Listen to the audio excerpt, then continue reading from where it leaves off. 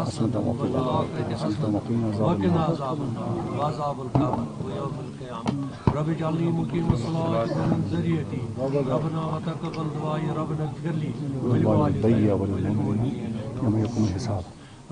मौलाना अरशीद जो है वो कह रहे हैं कि मुल्क में रेडिकलाइजेशन बढ़ रही है, इस हवाले से थोड़ा पीछे देखिए। मैं कुछ नहीं कहूँगा, थोड़ा पीछे। मैं न कोई इंटरव्यू देने आया हूँ न कोई ऐसी बात करने आया हूँ। ठीक है सर।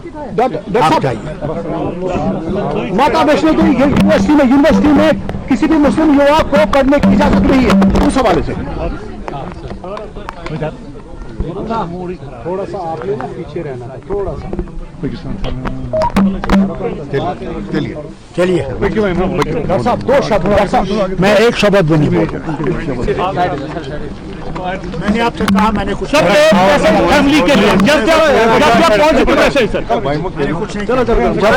आपसे जानना चाहते हैं। मौलाना अरशीद जो है देवबंद के मौलाना है, उन्होंने कहा कि मुल्क में रेडिकलाइजेशन बढ़ रही है, उस हवाले से आपकी रिएक्शन जानना चाहते वो कौन सी नई बात है? आपको नहीं दिख रहा है? रेडिकलाइजेशन तो बढ़ रही है, इसमें कौन सी बड़ी बात?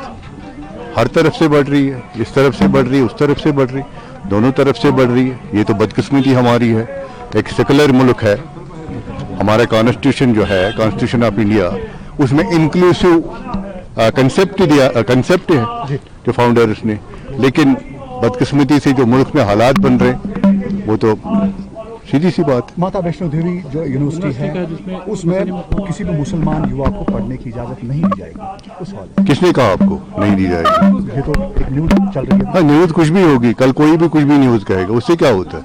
ये कैसे आप खुद ही ऑर्डर निकालते हैं कि वहाँ किसी, तो ये देखो, मेरिट को आप ऐसा कहिए, मेरिट को भी क्रिमिनलाइज करने की कोशिश की जा रही है। मैं तो ये कहूँगा, ठीक है, मेरिट है, जब तक इस मुल्क में मेरिट रहेगा तब तक ये मुल्क जिंदा रहेगा। जिस दिन मेरिट पे आंच आएगी, मेरिट को भी आप हिंदू और मुसलमान कहेंगे तो फिर अल्लाह ही हाफिज। स्मार्ट मीटर पे जो बवाल चल रहा है, स्मार्ट मीटर तो देखिए, ये तो एक कंटिन्यूअस प्रोसेस है। जहां जहां स्मार्ट मीटर लगे हैं ना, वहां हमें पावर भी मिल रहा है और वहां जो हमारा फीस है वो कम है।